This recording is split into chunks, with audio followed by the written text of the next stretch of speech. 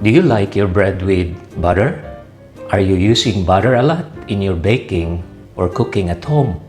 In this video, I'll show you an easy way on how to make butter, plus producing milk in the process as well. So, we are actually making two products here, butter and milk. For the ingredient, we only need 1 liter of whipping cream. Heavy whipping cream with a fat content of at least 35% is preferable. For the process, we need an electric mixer in order to separate the butter from the milk. 1. Place the whipping cream in the bowl.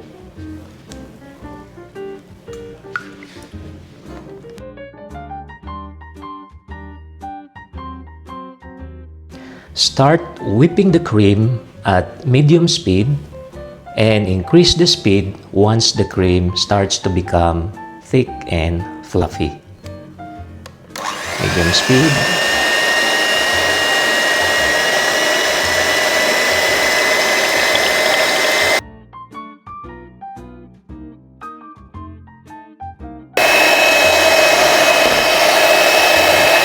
It's getting thick and fluffy now. So we continue whipping the cream until we separate the butter, which is yellowish in color, from the milk.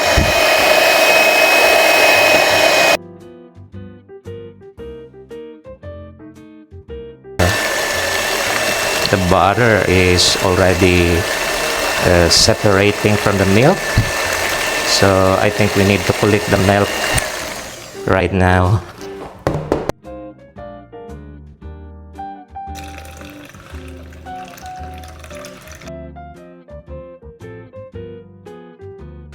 By the way, for the milk, you can put this milk in your coffee or in other drinks where you put milk.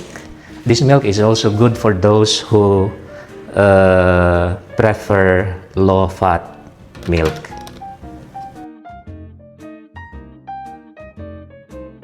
Final whipping to extract more milk from our butter. We'll collect our butter and then we'll place this butter in a cheesecloth.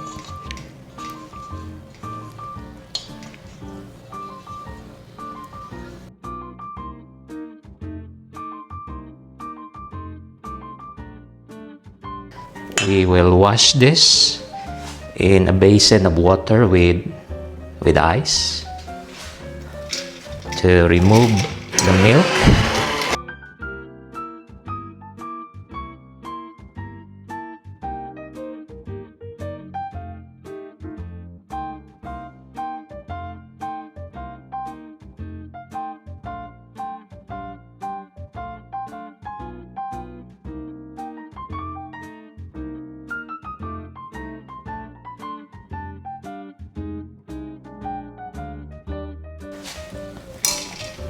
So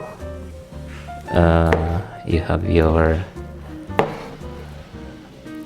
own butter now. So you can add salt to this butter to make salted butter. You can also add powdered spices like chili, pepper, onions, or paprika if you preferred. So we have our milk, low-fat milk, and then we have our own butter. If you find this video useful, please don't forget to like and subscribe so you will be updated to my coming videos. Thank you very much for watching and God bless.